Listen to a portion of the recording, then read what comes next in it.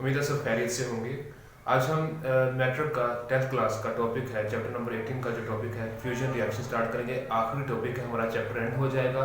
उसके बाद न्यूमेरिकल्स रह जाएंगे और सिलेबस हमारा कवर हो जाएगा। चलें जी, आज हम फ्यूजन रिएक्शन के बारे में स्टडी करेंगे। इससे स्टडी करने से पहले हम पीछे फिशन रिएक्शन के बारे में थोड़ा सा रिव्यू ले लेते हैं। फिशन रिएक्शन में क्या होता था कि एक बड़ा न्यूक्लियस खुद को स्टेबल करने के लिए दो छोटे न्यूक्लियस में डिवाइड होता था और फर्दर आपको एनर्जी मिलती थी। वो दो जो छोटे न्यूक्लियस होते थे वो एक बैरियम का था, एक क्रिप्टॉन का था। यूरेनियम का हमने रिएक्शन करवाया था, बैरियम और क्रिप्टॉन बना, क्रिप्टॉन और बैरियम स्टेबल थे और आगे 2 से 3 जो है हमारे पास न्यूक्लियस थे वो निकले थे जो आगे फर्दर चेन रिएक्शन को स्टार्ट करवाते थे और चेन रिएक्शन को स्टार्ट करवा के फर्दर जो है यूरेनियम के अंदर से एक्स्ट्रा अमाउंट ऑफ एनर्जी, बहुत ज़्यादा अमाउंट ऑफ एनर्जी को हमने निकाला था, जिसे हम बॉम्ब इक्वेशन भी बोलते हैं। फ्यूजन रिएक्शन को हम स्टडी करते हैं। फ्यूजन किसे कहते हैं? पहले कहते हैं फ्यूजन। फ्यूजन का मतलब होता है फ्यूज करना, आपस में मिलाना, जोड़ना, दो चीज़ों को आपस में अटैच करना, इसे हम कहते हैं फ्यूज या फ्यूजन। वो घर में फ्यूज होता है ना, फ्यूज सर्किट लगे होते हैं, जब इलेक्ट्रिसिटी ज़्यादा हो जाती है तो पिघल जाते हैं, यानी वो फ्यूज हो जाता है। यानी जो शेप थी ना, ज़्यादा जो वायर थी वो आपस में फ्यूज हो जाती है, आपस में मिक्स हो जाती, टूट जाती है। फ्यूजन रिएक्शन होता है। फ्यूजन रिएक्शन किसे कहते हैं? फ्यूजन कहते हैं कि दो चीज़ों को आपस में मिक्सअप करके एक बड़ी चीज़ बना देना, फ्यूज कर देना, आपस में कंबाइन कर देना। इसमें होगा क्या कि दो छोटे न्यूक्लियस खुद को स्टेबल करने के लिए, न्यूक्लियस का मतलब है दो छोटे एलिमेंट, दो छोटे रेडियो एक्टिव एलिमेंट खुद को स्टेबल करने के लिए आपस में फ्यूज होंगे, आपस में अटैच होंगे, आपस में मिक्सअप हो जाएंगे और एक बड़ा एलिमेंट बनाएंगे और एक्स्ट्रा अमाउंट ऑफ एनर्जी को रिलीज कर देंगे। चलिए जी, दो छोटे न्यूट्रॉन हैं या दो छोटे न्यूक्लियस हैं या दो छोटे एलिमेंट हैं, आपस में कंबाइन हुए एक बड़ा न्यूक्लियस बना दिया, यानी एक बड़ा एटम बना दिया। एटम बनाने के बाद एक्स्ट्रा अमाउंट ऑफ एनर्जी जो इसके पास बची थी वो उन्होंने बाहर निकाल दी। ये है जी हमारे पास फ्यूजन रिएक्शन। इसमें फर्दर हम इक्वेशन में स्टडी करते हैं। हमारे पास हाइड्रोजन के दो आइसोटोप्स हैं, रेडियो आइसोटोप्स। रेडियो एक्टिविटी का टॉपिक हमने पढ़ा है, रेडियो आइसोटोप्स पढ़े हैं, उसका टॉपिक है हमारे पास। उसके हमारे पास दो एलिमेंट है। हाइड्रोजन 1 तो स्टेबल होती है, ये वाली 1 ये स्टेबल है, ये नहीं लेनी, हमने आइसोटोप लेना है।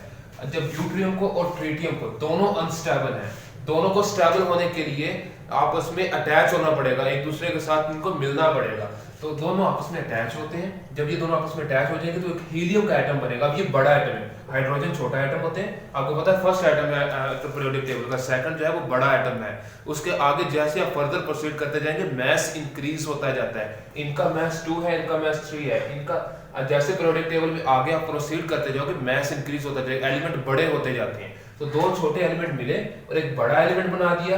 और अब देखें इनमें मैस डिफेक्ट आ गया, जैसे हमने यूरेनियम में पढ़ा था। यूरेनियम, बैरियम और क्रिप्टॉन का जब हम ऐड करते थे तो 2 नंबर का मैस डिफेक्ट आता था। वो मैस डिफेक्ट किस में चेंज होता है? न्यूट्रॉन में और एक्स्ट्रा अमाउंट ऑफ एनर्जी में। अब देखें 2 को और 3 को ऐड, पहले नंबर को ऐड करें, 1 और 1 2, हीलियम का नंबर स्टेबल है। 2 को और 3 को जब ऐड करें तो नंबर 5 आना चाहिए था, 5 मैस आना चाहिए था। 5 मैस किसी का नहीं होता। पीरियोडिक टेबल में देखें 5, जिसका एटॉमिक नंबर 2 है उसका मैस नंबर 5 नहीं होता, उसका मैस नंबर 4 होता। अब ये हीलियम स्टेबल एलिमेंट है, अल्फा पार्टिकल है, स्टेबल है, जैसे हमने प्रीवियस पढ़ा है, ये स्टेबल एलिमेंट है हीलियम जो है। अब हीलियम को ना तो एलिमेंट लेने की जरूरत है ना ही एलिमेंट देने की जरूरत होती है, ये स्टेबल एलिमेंट है। अब इसमें जो कितने नंबर का मैच डिफेक्ट आ गया, 2 और 3 5 होने चाहिए थे, लेकिन मैच डिफेक्ट 1 नंबर का आया। वो 1 नंबर न्यूट्रॉन में और एक्स्ट्रा अमाउंट ऑफ एनर्जी में निकलेगी। क्लियर है? ये है हमारे पास फ्यूजन रिएक्शन के दो ट्रिटियम और ड्यूट्रियम को ऐड किया, हीलियम स्टेबल एलिमेंट बना और एक्स्ट्रा अमाउंट ऑफ एनर्जी बची थी जो न्यूट्रॉन और एनर्जी की फॉर्म में बाहर निकल गई। चलें जी, ये है हमारे पास जी फ्यूजन रिएक्शन। अब ये फ्यूजन रिएक्शन जो होता है ये फिशन रिएक्शन से भी ज़्यादा खतरनाक होता है, इसमें बहुत ज़्यादा एनर्जी होती है। फिशन रिएक्शन करवा लें और एक साइड पे फ्यूजन रिएक्शन करवा लें, फ्यूजन रिएक्शन की एनर्जी 1000 गुना ज़्यादा होती है। अब वो देखे ना, 1 टन कोयले को जलाया था और 1 किलोग्राम हमने यूरेनियम को जलाया था, तो उसमें यूरेनियम की एनर्जी ज़्यादा थी। अब 1 किलोग्राम यूरेनियम जला लें और 1 किलोग्राम के ये जो हमारे पास हाइड्रोजन और ड्यूट्रियम के एटम को कंबाइन करके फ्यूजन रिएक्शन करवा लें, तो ये फ्यूजन रिएक्शन की एनर्जी उससे भी 1000 गुना ज़्यादा होगी। फ्यूजन रिएक्शन की एनर्जी बहुत ज़्यादा होती है, ये कंट्रोल नहीं होता। ये फिलहाल थ्योरेटिकल कॉन्सेप्ट है, थ्योरेटिकल कॉन्सेप्ट नहीं, ये मतलब आ भी चुका है, फ्यूजन रिएक्टर बन चुका है। जैसे फ्यूजन रिएक्टर को न्यूक्लियर रिएक्टर के अंदर स्टेबल किया जाता था, फ्यूजन रिएक्शन को फ्यूजन रिएक्टर के अंदर स्टेबल किया जाता है। फ्यूजन रिएक्टर जो है इसकी डायग्राम, इसकी पिक्चर मैं आपको दिखा दूंगा किस तरह होती है। यहाँ पे स्क्रीन के सामने शो भी हो रही होगी आपको। इस तरह का फ्यूजन रिएक्टर होता है जिसके अंदर एनर्जी जो होती है, फ्यूजन रिएक्शन की एनर्जी को कंजर्व किया जाता है, सेव किया जाता है, उसे फर्दर यूज के लिए हम इस्तेमाल करते हैं। अब फ्यूजन रिएक्शन नेचर में कहाँ पे होता है? जैसे मैंने नेचुरल एग्जांपल दी थी यूरेनियम के, यूरेनियम जब न्यूट्रॉन से टकराता है तो एक धमाका होता है, ठीक है। तो ये फ्यूजन रिएक्शन कहाँ पे हो रहा है? फ्यूजन रिएक्शन सूरज के अंदर हो रहा है। सूरज के अंदर जो सूरज का जो सरफेस है उसके अंदर बहुत ज्यादा एनर्जी होती है। सूरज जो है ना वो ज्यादातर हाइड्रोजन गैस होती है उसके अंदर। जब हाइड्रोजन के आइसोटोप यानी ड्यूटेरियम और ट्रिटियम आपस में अटैच होते हैं तो हीलियम के पार्टिकल बनते हैं, अल्फा रेडिएशंस बनती हैं जिसे हम बैकग्राउंड रेडिएशंस कहते हैं, कॉस्मिक रेज कहते हैं। तो जो लाइट की फॉर्म में जमीन पे आती है, तो सूरज के सरफेस के ऊपर फ्यूजन रिएक्शन हो रहा है और उसकी एनर्जी कितनी होती है, उसका टेम्परेचर कितना, ये देखें 20 मिलियन केल्विन, यानी अराउंड 2 करोड़ केल्विन जो होता है टेम्परेचर होता है सूरज के सरफेस का। अब ये देखने बहुत ज्यादा amount of energy fusion reaction निकालता है। उसके अलावा जब सिर्फ न्यूट्रॉन अटैच होते हैं तो 25.7 मेगा इलेक्ट्रॉन वोल्ट एनर्जी जो है रिलीज होती है। उसमें कितनी होती है? 200 मेगा इलेक्ट्रॉन वोल्ट 1 केजी के लिए। ये कितनी है? सिर्फ एक न्यूट्रॉन एटम के लिए है।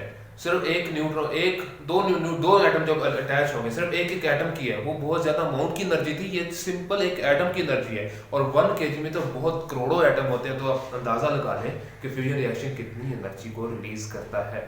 फ्यूजन रिएक्शन जो है अब हर जगह पे पॉसिबल नहीं है। सिर्फ जो एडवांस्ड कंट्रीज हैं जैसे स्विट्जरलैंड हो गया, उसके बाद जर्मनी हो गया, यूके हो गया, उनके पास फ्यूजन रिएक्टर पड़े हुए हैं। वो फ्यूजन रिएक्टर से इलेक्ट्रिसिटी जनरेट करते हैं। बाकी हमारे इलाके में फिशन रिएक्टर ही है और बाकी जो अंडर डेवलप्ड कंट्रीज उसमें फिशन रिएक्टर ही पड़ा हुआ है।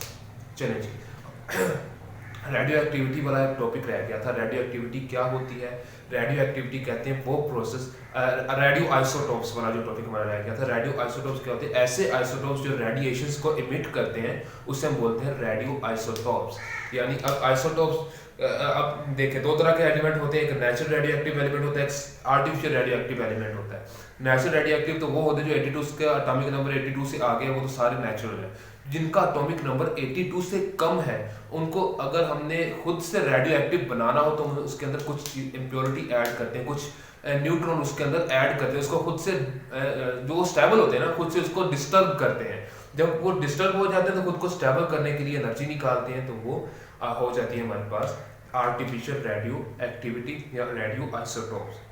उसकी आपने एग्जांपल लिखी हुई है, आप रीड करें उसे। उसके आगे फर्दर यूजेस हैं। हम आर्टिफिशियल रेडियो आइसोटोप्स क्यों बनाते हैं? रीजन ये है कि जो नेचुरल आइसोटोप्स वो तो पड़े हैं, अगर हम नेचुरल को यूज कर रहे हैं और हम चाहते हैं कि हमें ज्यादा आउटपुट मिले, हमारे आउटपुट ज्यादा है, नेचुरल जो एलिमेंट है वो हमारी रिक्वायरमेंट पूरी नहीं कर रहा, तो हम उस चीज को खत्म करने के लिए, उस चीज को ओवरकम करने के लिए फिर आर्टिफिशियल रेडियो एक्टिव एलिमेंट बनाते हैं ताकि हमें हमारी जरूरत पूरी हो सके। तो रेडियो आइसोटोप्स 82 से कम जो एलिमेंट है उनको रेडियो एक्टिव एलिमेंट में कन्वर्ट करने के लिए हम खुद से न्यूट्रॉन को, प्रोटॉन को, अल्फा पार्टिकल को ऐड करवाते हैं ताकि जो स्टेबल एलिमेंट है वो डिस्टर्ब हो सके। जब वो डिस्टर्ब हो जाएगा, खुद को स्टेबल करने के लिए एक्स्ट्रा अमाउंट ऑफ एनर्जी निकालेगा, तो वो जो एनर्जी होगी वो रेडियो आइसोटोप्स की एनर्जी होगी, आर्टिफिशियल रेडियो एक्टिविटी कहते हैं। फर्दर इसके यूजेस हैं, किस चीज में यूज होती है? ट्रेसर्स के तौर पे यूज होती है। अब ये ट्रेसर्स क्या होते हैं? ट्रेसर्स जो होते हैं कि ट्रेसर्स में हम पता चलाते हैं कि ज़मीन के अंदर कौन सी चीज़ें पड़ी हुई हैं, उसके लिए हम यूज़ करते हैं। उसके अलावा ट्रेस करने का मतलब है पता चलाना। फॉर एग्जांपल एक पाइपलाइन है, बहुत बड़ी पाइपलाइन है। अब वो पाइपलाइन यहाँ से थोड़ी सी लीक कर रही है, तो अब ये तो नहीं करेंगे ज़मीन खोद के सारी पाइपलाइन को उखाड़ना शुरू कर देंगे। उस चीज़ को ओवरकम करने के लिए हम पोटाशियम का एलिमेंट इसके अंदर एंटर करवाते हैं, रेडिएशन चारों तरफ फैल जाती है और यहाँ से रेडिएशन बाहर की तरफ लीक करना शुरू कर देंगे। यहाँ पे हम डिटेक्टर रखेंगे, डिटेक्टर डिटेक्ट कर लेगा कि यहाँ से रेडिएशन लीक हो रही है, इसका मतलब है कि पाइप यहाँ से डैमेज है, तो सिर्फ वहीं पे जाके उसे रिपेयर करते हैं। इस तरह इंडस्ट्री में भी यूज होता है। बड़ी बड़ी मशीन्स होती हैं। अब एक बहुत बड़ी मशीन है और एक छोटा सा उसका नट बोल्ट खराब है, तो उस चीज को ठीक करने के लिए पूरी मशीन तो नहीं खोलने बैठ जाएंगे, वो क्या करेंगे, इसी तरह पोटेशियम का एटम अंदर एंटर करवाएंगे। जहाँ पे रेडिएशन लीक होंगी या रेडिएशन का स्ट्रक्चर थोड़ा सा गड़बड़ सा नजर आएगा या रेडिएशन का स्ट्रक्चर हमें जो है वो मिसलीड कह सकते हो कि सॉरी, रेडिएशन का स्ट्रक्चर जो हमें डिस्टर्ब नजर आएगा, वहां पे हमें पता चल जाएगा कि यहाँ पे थोड़ी सी लीकेज है, यहाँ पे खराबी है, आप इसे ठीक कर लें। उसके बाद इसे मेडिसिन में भी यूज़ करते हैं। मेडिसिन में कैसे यूज़ करते हैं, आयोडीन जो है वो थायराइड ग्लैंड के स्ट्रक्चर को स्टडी करने के लिए यूज़ करते हैं। थायराइड ग्लैंड क्या होता है, हमारे ये जो गला होता है ये थायराइड ग्लैंड होता है, ये अच्छे से वर्क कर रहा है कि नहीं कर रहा, इसमें अगर खराबी है तो उसे ठीक कैसे किया जा सकता है, या इसमें अंदर खराबी तो कौन सी खराबी है, तो वो सारा स्ट्रक्चर स्टडी करने के लिए हम आयोडीन का यूज़ करते हैं। उसके अलावा फॉस्फोरस होता है जो ब्रेन ट्यूमर को, यानी जो सर के अंदर दिमाग के अंदर रिसोली होती है उसे क्योर करने के लिए, उसे ठीक करने के लिए, उसे डिटेक्ट करने के लिए हम यूज़ करते हैं। उसके अलावा मेडिकल के अलावा इसके हम एग्रीकल्चर में यूज़ करते हैं। एग्रीकल्चर में कैसे यूज़ करते हैं, एग्रीकल्चर के अंदर अब किसी प्लांट की, किसी पौधे की या किसी दरख्त की देखना हो कि इसके अंदर जो फिनोमिना हो रहा है वो ठीक से हो रहा है, ये अच्छे से ग्रो कर रहा है कि नहीं कर रहा, तो उस चीज़ के लिए भी हम इसे यूज़ करते हैं। उसके अलावा मेडिकल इंडस्ट्री के अलावा, ट्रेसेस के अलावा कार्बन डेटिंग आता है। कार्बन डेटिंग क्या होती है, डेटिंग का मतलब होता है तारीख, उम्र का पता चलाना। तो कार्बन डेटिंग का मकसद यह है कि दुनिया के जितने भी जानदार हैं उसके अंदर कार्बन का एलिमेंट लाजमी पाया जाता है, और कार्बन की हाफ लाइफ भी आपको गिवन है बुक्स के अंदर, देख लें, ठीक है। जब अब हमें पता है कि जब कोई एलिमेंट हमारे जिस्म के अंदर कम होता है तो बॉडी के अंदर ये एबिलिटी होती है कि वो उसे दोबारा रीजनरेट कर ले। तो जब कोई चीज़ मर जाती है, कोई जानवर मर जाता है, कोई पौधा मर जाता है, तो इसका मतलब रिप्रोडक्टिव या रीजनरेशन का जो प्रोसेस है वो ख़त्म हो चुका होता है, ख़त्म हो जाता है। तो किसी चीज़ की उम्र का अंदाज़ा लगाना हो कि ये जानदार जो है ये कितने साल पुराना है या कितने साल पहले मर चुका है, जैसे डायनासोर्स और दूसरे रेप्टाइल्स जो हैं जो नापैद हो चुके हैं, उनकी उम्र का अंदाज़ा लगाना हो कि ये कितने साल पहले मर चुका है, तो वो क्या करते हैं कि वो उस एलिमेंट का सैंपल लेते हैं, उस जानदार बॉडी का सैंपल लेते हैं, उसमें स्टडी करते हैं कि इसके अंदर जो कार्बन की अमाउंट है वो कितनी रह चुकी है। जिंदा बॉडी में तो 100% होती है, जब कोई चीज़ मर जाएगी तो जाहिर बात है रीजनरेशन का प्रोसेस खत्म हो जाएगा, तो वो देखते हैं कि कितना इसके अंदर एलिमेंट बाकी रह चुका है, तो उस चीज़ से वो उसे टाइम के साथ मल्टीप्लाई करते हैं, टाइम के हिसाब से वो देख लेते हैं कि इतनी देर लगी है कार्बन को ख़त्म होने में, तो ये चीज़ जो है ये जानदार इतने साल पुराना है। उसके बाद जो रॉक्स होते हैं, मटेरियल्स होते हैं, पत्थर होते हैं, उसके अंदर पोटाशियम भी होता है, आर्गन, पोटाशियम जो होता है वो आर्गन में कन्वर्ट होता है, पोटाशियम जो होता है वो रेडियो एक्टिव एलिमेंट है, वो आर्गन में कन्वर्ट होता है। तो किसी पत्थर का या किसी मिट्टी का या किसी भी सैंपल का अंदाज़ा लगाना हो कि ये पत्थर कितने साल पुराना है, तो वो क्या करते हैं, पोटाशियम को देखते हैं कि वो कितना आर्गन के अंदर कन्वर्ट हो चुका है, कितनी अमाउंट पोटाशियम की आर्गन के अंदर कन्वर्ट हो चुकी है, फिर दोनों का कंपैरिजन करते हैं, टाइम का पता लगाते हैं, उनको पता चल जाता है कि ये कितने साल पुराना है। इसे हम कहते हैं कार्बन डेटिंग। उम्मीद है इस लेक्चर की आपको समझ आई होगी। फर्दर कोई क्वेश्चन हो तो कमेंट सेक्शन में पूछ सकते हैं। आज के लिए इतना ही था। अल्लाह हाफिज़।